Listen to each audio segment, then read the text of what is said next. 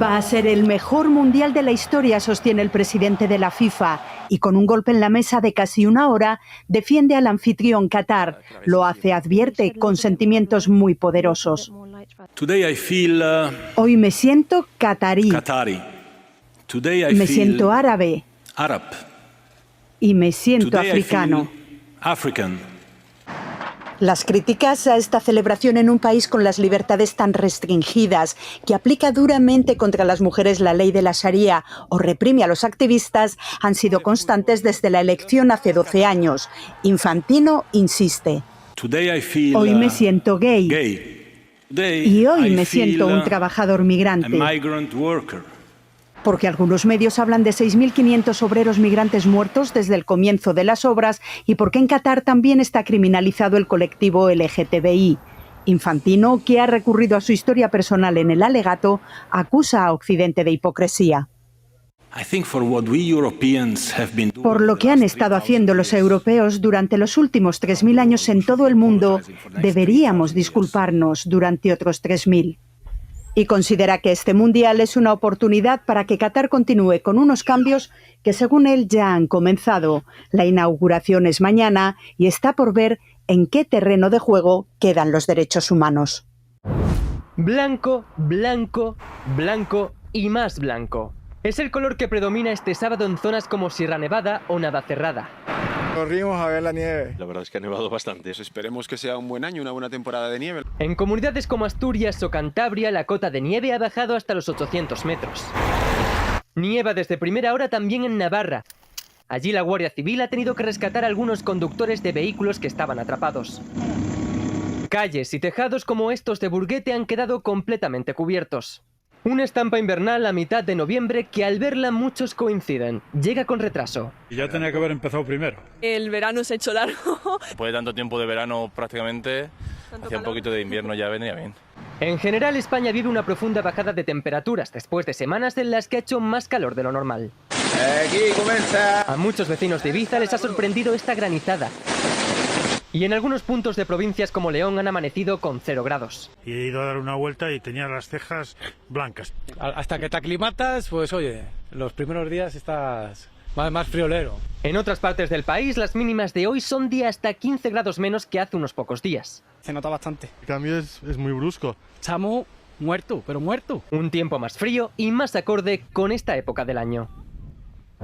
Estos molinos trabajando a pleno rendimiento explican la bajada del precio de la luz. Vientos no muy intensos, pero lo suficiente para producir bastante electricidad vía generación eólica. Y es que hoy el precio baja porque el 40% de la energía que se consume es eólica. Si lo comparamos con lo que llevamos de año, la diferencia es grande. De media, la energía eólica supone solo un 21%. De esta manera, este sábado se reduce el uso del gas, mucho más caro. Preveíamos gastar mucho gas y no hemos gastado tanto como se esperaba. Las reservas del gas están a tope. Las energías renovables más baratas bajan el precio de la electricidad, pero nos avisan. Eso no quiere decir que no podamos ver oscilaciones de precio y precios altos en las próximas semanas. España es uno de los países europeos que produce más energía eólica. Nuevo cruce de acusaciones entre Moscú y Kiev sobre crímenes de guerra en varias poblaciones ucranianas. Los investigadores del Observatorio de Conflictos de la Universidad de Yale, financiados por el Departamento de Estado norteamericano, han recogido denuncias sobre más de 200 detenciones extrajudiciales y desapariciones forzosas de ciudadanos, además de tratos crueles y violencia sexual. Por su parte, Rusia también denuncia que Ucrania ha ejecutado a más de 10 soldados prisioneros de guerra. Música en la estación de Kiev para dar salida al primer tren que regresa a Jersón tras la ocupación, con la presencia del comisario europeo de Comercio y con vagones pintados por artistas locales. Grigori es uno de los 200 pasajeros. Espera reencontrarse con su hijo después de 8 largos meses. No puedo esperar a mañana para abrazarlo. Poco después de las 9 de la mañana, el tren ha llegado a Jersón y los dos se han reencontrado. Y esta mañana, visita sorpresa del primer ministro británico, uno de los países más implicados en la guerra. Sunak se ha reunido con el presidente Zelensky. Mientras, en Polonia han enterrado con honores militares a una de las 2 víctimas alcanzadas por los restos de un misil el martes, cerca de la frontera con Ucrania. Perú, un accidente en el aeropuerto de Lima deja 2 muertos y 2 heridos. Un avión comercial ha chocado contra un camión de bomberos que estaba en la pista cuando iba a despegar. Esto ha provocado un incendio en un lateral de la nave. Se repite la tragedia en una cárcel de Ecuador. Al menos 10 presos han muerto en Quito. Hace unos días otro enfrentamiento entre reos acabó con otros 5 presos fallecidos. Esta vez la reyerta ha empezado cuando trasladaban al cabecilla de una banda a una cárcel de máxima seguridad. A plena luz del día, desde los patios de las prisiones donde recientemente se han registrado masacres, 6 de las bandas criminales que pugnan por controlar las cárceles anuncian un supuesto acuerdo de paz. Nos unimos en una sola causa, que es retomar la paz. No es la primera vez que decretan una tregua y que la incumplen, pero llama la atención su capacidad para agruparse y ejercer el poder tras las rejas, donde tienen acceso a armas y teléfonos para seguir delinquiendo. Extorsionan a las familias de las personas que habitan en los pabellones.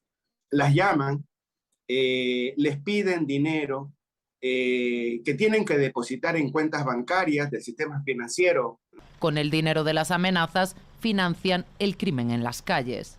Son desde las cárceles del Ecuador, donde se negocia el volumen enorme de cocaína que transita por Ecuador hacia especialmente Estados Unidos y a Europa. La autoridad de las pandillas en prisión es evidente. Gozan de privilegios tan exclusivos como celebrar fiestas, incluso con fuegos artificiales. Para recuperar el control, el gobierno ha trasladado a más de 1000 presos y líderes de bandas a diferentes cárceles. Esto ha desatado la violencia en ciudades como Guayaquil, donde la población vive en un permanente estado de excepción.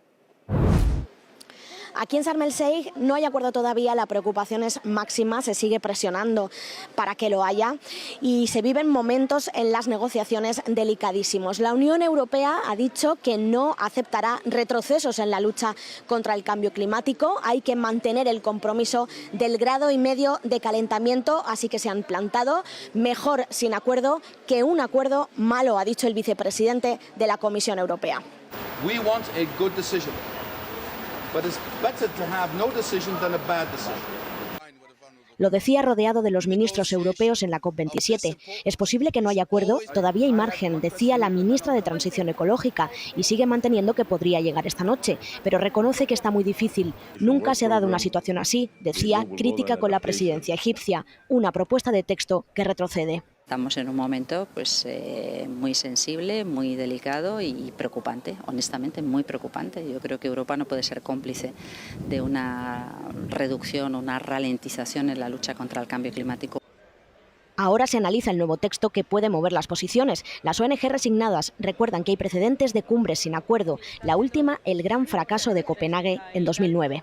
Un acuerdo de mínimos ya sabemos que es algo que la Unión Europea no va a admitir que pase, así que sí, es posible que salgamos de esta cumbre sin un acuerdo, lo que significaría un paso atrás gigantesco en la lucha contra el cambio climático a nivel internacional. Aquí, con buena parte del recinto ya vacío, solo quedan periodistas, observadores y negociadores intentando salvar la cumbre. Arde la antigua residencia del líder supremo de Irán convertida en museo. La vivienda está en la localidad de Jomeini, lugar de nacimiento del fundador de la República Islámica. Este vídeo que circula por las redes la muestra en llamas, mientras las autoridades niegan que haya sido incendiada y aseguran que sigue abierta al público. Activistas iraníes no solo confirman el incendio, sino que piensan que es un símbolo, un antes y un después de la lucha contra el régimen. Kian Pir Falak tenía 10 años y quería ser inventor. Murió por disparos de las fuerzas de seguridad contra el coche en el que viajaba con su padre. Casi 60 menores han sido asesinados en estos 2 meses. Los funerales de los manifestantes se han convertido en un desafío al poder. Los actos de desobediencia civil se multiplican. Raisi, el presidente de la República, ha criticado a algunas figuras importantes del régimen que han guardado silencio ante el movimiento de protesta que se extiende como la pólvora por todo el país y que alcanza a todos los sectores de la sociedad iraní. La oposición dice que el proceso de descomposición interna del régimen ya ha empezado y que el silencio de algunas autoridades responde a ese proceso. Según organizaciones pro derechos humanos, además de los 400 fallecidos en las protestas, hasta ahora 6 personas han sido condenadas a muerte y unas 2.000 acusadas de diversos delitos. Hay 15.000 detenidos en las cárceles.